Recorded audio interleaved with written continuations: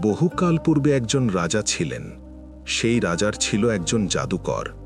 ওই জাদুকর বৃদ্ধ হলে একদিন সে রাজাকে বলল, আমি তো বৃদ্ধ হয়ে গেছি, সুতরাং আমার নিকট একটি ছেলে পাঠান, যাকে আমি জাদুবিদ্যা শিক্ষা দিব। বাদশাহ তার নিকট একটি বালককে পাঠিয়ে দিলেন। তিনি তাকে জাদুবিদ্যা শিক্ষা দিতে লাগলেন। বালকটি জাদুকরের নিকট যে পথ দিয়ে যাতায়াত করত, সে পথে ছিল এক সন্ন্যাসীর আস্তানা। বালকটি তার নিকট বসল এবং তার কথা শুনে মুগ্ধ হল। বালকটি জাদুকরের নিকট যাওয়ার সময় ওই সন্ন্যাসীর নিকট বসে তার কথা শুনত। ফলে জাদুকরের নিকট পৌঁছতে বালকটির দেরি হতো বলে জাদুকর তাকে প্রহার করত।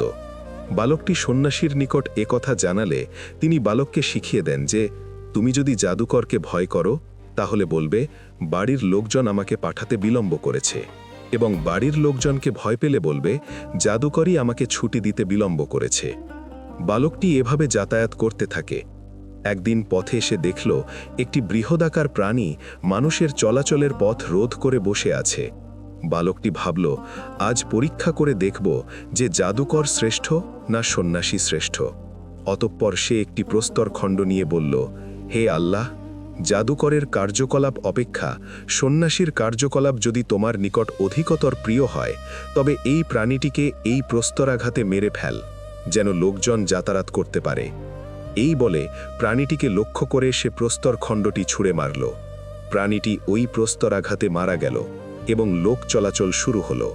এরপর বালকটি সন্ন্যাসীর নিকট গিয়ে তাকে ঘটনাটি জানালে তিনি তাকে বললেন, বৎস, তুমি এখনই আমার চেয়ে শ্রেষ্ঠ হয়ে উঠেছ। তোমার প্রকৃত স্বরূপ আমি বুঝতে পারছি। শীঘ্রই তোমাকে পরীক্ষার সম্মুখীন হতে হবে। যদি তুমি পরীক্ষার সম্মুখীন হও তাহলে যেন আমার কথা প্রকাশ করে দিও না। বালকটির দোয়ায় জন্মান্ধ ব্যক্তি চক্ষুষ্মান হতে লাগল, কুষ্ঠ ব্যাধিগ্রস্ত ব্যক্তি নিরাময় হতে লাগল, এবং লোকজন অন্যান্য রোগ হতেও আরোগ্য লাভ করতে লাগল। এদিকে রাজার একজন সহচর অন্ধ হয়েছিল। সে বহু উপঢৌকন সহ বালকটির নিকট গিয়ে বলল, তুমি যদি আমাকে চক্ষুষ্মান করে দাও তাহলে এ সবই তোমার। বালকটি বলল, আমি তো কাউকে আরোগ্য করতে পারি না, বরং রোগ ভালো করেন আল্লাহ। অতএব আপনি যদি আল্লাহর প্রতি ঈমান আনেন তাহলে আমি আপনার রোগ মুক্তির জন্য আল্লাহর নিকটে দোয়া করতে পারি, তাতে তিনি হয়তো আপনাকে আরোগ্য দান করতে পারেন। ফলে লোকটি আল্লাহর প্রতি ঈমান আনল। আল্লাহ তাকে আরোগ্য দান করলেন। পূর্বের ন্যায় তিনি রাজার নিকটে গিয়ে বসলে রাজা তাকে জিজ্ঞেস করলেন, কে তোমাকে দৃষ্টিশক্তি ফিরিয়ে দিল? সে বলল, আমার রব। রাজা বললেন, আমি ছাড়া তোমার রব আছে কি? সে বলল, আমার ও আপনার উভয়ের রব আল্লাহ। এতে রাজা তাকে ধরে তার উপর নির্যাতন চালাতে থাকে। অবশেষে সে বালকটির নাম প্রকাশ করে দিল। অতঃপর বালকটিকে রাজদরবারে আনা হলো। রাজা তাকে বললেন, বৎস, আমি জানতে পারলাম যে তুমি তোমার জাদুর গুণে জন্মান্ধ ও কুষ্ঠ ব্যাধিগ্রস্ত লোকদের রোগ নিরাময় করছ এবং অন্যান্য কঠিন রোগও নিরাময় করে চলেছ। বালকটি বলল, আমি কাউকে রোগমুক্ত করি না, রোগমুক্ত করেন আল্লাহ। তখন রাজা তাকে পাকড়াও করে তার উপর উৎপীড়ন চালাতে থাকেন। এক পর্যায়ে সে সন্ন্যাসীর কথা প্রকাশ করে দিল। তখন সন্ন্যাসীকে ধরে আনা হলো এবং তাকে বলা হলো, তুমি তোমার ধর্ম পরিত্যাগ করো। কিন্তু সে অস্বীকৃতি জ্ঞাপন করল। তখন রাজার আদেশে করাত নিয়ে আসা হলে তিনি তার মাথার মাঝখানে বসালেন এবং তার মাথা ও শরীর চিরে দ্বিখণ্ডিত করে ফেললেন। তারপর রাজার সহচরকে আনা হলো এবং তাকেও তার ধর্ম ত্যাগ করতে বলা হলো। কিন্তু সেও অস্বীকৃতি জানালে তাকেও করাত দিয়ে চিরে দ্বিখণ্ডিত করা হলো। তারপর বালকটিকে হাজির করে তার ধর্ম পরিত্যাগ করতে বলা হলো। বালকটিও নিজ ধর্ম পরিত্যাগ করতে অস্বীকার করল। তখন রাজা তাকে তার লোকজনের নিকট দিয়ে বললেন, তোমরা একে অমুক পাহাড়ে নিয়ে যাও এবং তাকে সঙ্গে করে পাহাড়ের আরোহণ করতে থাকো। যখন তোমরা পাহাড়ের উচ্চ শৃঙ্গে পৌঁছবে তখন তাকে তার ধর্ম পরিত্যাগ করতে বলবে। সে যদি অস্বীকার করে তাহলে তোমরা তাকে সেখান থেকে নিচে ছুঁড়ে ফেলে দেবে।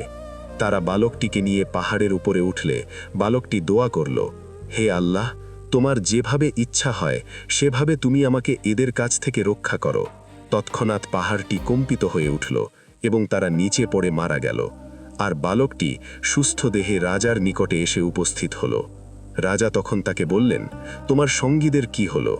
তখন সে বলল, আল্লাহই আমাকে তাদের হাত থেকে বাঁচিয়েছেন। তারপর রাজা তাকে তার একদল লোকের নিকট সোপর্দ করে আদেশ দিলেন, একে একটি বড় নৌকায় উঠিয়ে নদীর মাঝখানে নিয়ে যাও। যদি সে নিজ ধর্ম পরিত্যাগ করে তো ভালো, নচেত তাকে নদীতে নিক্ষেপ করো। তারা বালকটিকে নিয়ে মাঝ নদীতে পৌঁছলে বালকটি পূর্বের ন্যায় দোয়া করল, হে আল্লাহ, তোমার যেভাবে ইচ্ছা হয় সেভাবে তুমি আমাকে এদের হাত থেকে রক্ষা করো। এতে নৌকা ভীষণভাবে কাত হয়ে পড়ল, ফলে রাজার লোকজন নদীতে ডুবে মারা গেল। আর বালকটি সুস্থ দেহে রাজার নিকটে আসলে রাজা তাকে বললেন, তোমার সঙ্গীদের কি অবস্থা? সে বলল, আল্লাহই আমাকে তাদের হাত থেকে রক্ষা করেছেন।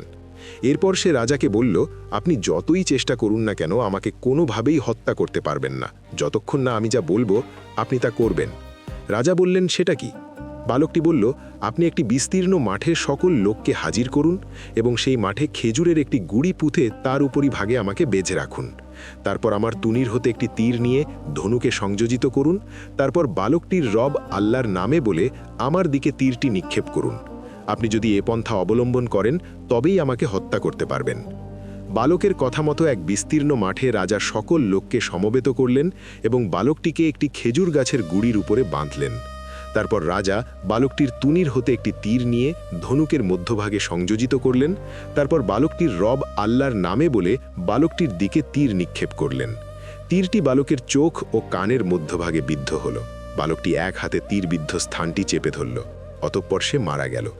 এই দৃশ্য দেখে উপস্থিত জনগণ বলে উঠল, আমরা বালকটির রবের প্রতি ঈমান আনলাম, আমরা বালকটির রবের প্রতি ঈমান আনলাম, আমরা বালকটির রবের প্রতি ঈমান আনলাম। তারপর রাজার লোকজন তার নিকট গিয়ে বলল, আপনি যা আশঙ্কা করছিলেন তাই শেষ পর্যন্ত ঘটে গেল। সব লোক বালকটির রবের প্রতি ঈমান আনল। তখন রাজা রাস্তাগুলির চৌমাথায় প্রকাণ্ড গর্ত খনন করার নির্দেশ দিলেন। তার কথা মতো গর্ত খনন করে তাতে আগুন প্রজ্বলিত করা হলো। তারপর রাজা হুকুম দিলেন, যে ব্যক্তি বালকের ধর্ম পরিত্যাগ করবে না তাকে ওই আগুনের মধ্যে নিক্ষেপ করে পুড়িয়ে মার, অথবা তাকে বলবে, তুমি এই আগুনে ঝাঁপ দাও। রাজার লোকেরা তার হুকুম পালন করতে লাগল। ইতিমধ্যে একজন রমণীকে তার শিশু সন্তান সহ উপস্থিত করা হলো। রমণীটি আগুনে ঝাঁপ দিতে ইতস্তত করতে থাকলে শিশুটি বলে উঠল, মা, সবর অবলম্বন করত্ব আগুনে প্রবেশ করুন, কেননা আপনি হক পথে আছেন। পবিত্র কুরআনের সূরা বুরুজে এ ঘটনার দিকে ইঙ্গিত করে বলা হয়েছে, অভিশপ্ত হয়েছে গর্তওয়ালারা, অর্থাৎ অনেক ইন্ধনের অগ্নিসংযোগকারীরা, যখন তারা তার কিনারায় বসেছিল এবং তারা বিশ্বাসীদের সাথে যা করেছিল তা নিরীক্ষণ করছিল। তারা তাদেরকে শাস্তি দিয়েছিল শুধু এই কারণে যে তারা প্রশংসিত পরাক্রান্ত আল্লাহর প্রতি বিশ্বাস স্থাপন করেছিল। শিক্ষা: প্রত্যেকটি আদম সন্তান স্বভাবধর্ম ইসলামের উপর জন্মগ্রহণ করে। মুমিন বান্দা সর্বদা আল্লাহকে স্মরণ করবে ও কায়মনককে তার নিকট দোয়া করবে।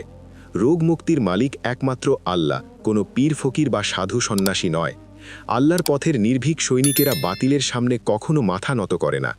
মুমিন দুনিয়াবী জীবনে পদে পদে পরীক্ষার সম্মুখীন হবে। এর মাধ্যমে আল্লাহ তার ঈমানের মজবুতি পরখ করেন। হকের বিজয় অবশ্যম্ভাবী।